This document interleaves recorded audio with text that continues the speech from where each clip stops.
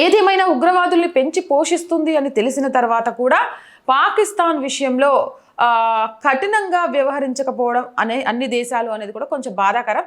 ఇక ఆపరేషన్ సింధూర్ తోటి ఉగ్రవాదులు చంపేయడమే కాదు, పాకిస్తాన్లో లష్కర్ ఈ తోయబాకు సంబంధించిన కీలక నేత, మోస్ట్ వాంటెడ్ ఉగ్రవాది అబూ సైఫుల్లా ఖలీద్ ఒక ఇద్దరు గుర్తు తెలియని వ్యక్తులు లేపేశారట.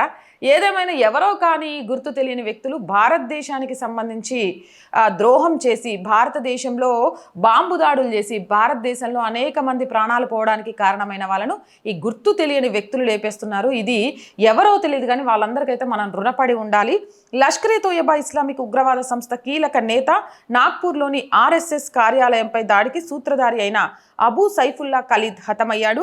పాకిస్తాన్లోని సింధు ప్రావిన్స్లో ఆదివారం రోజు ముగ్గురు గుర్తు తెలియని వ్యక్తులు అతన్ని కాల్చి చంపేశారు.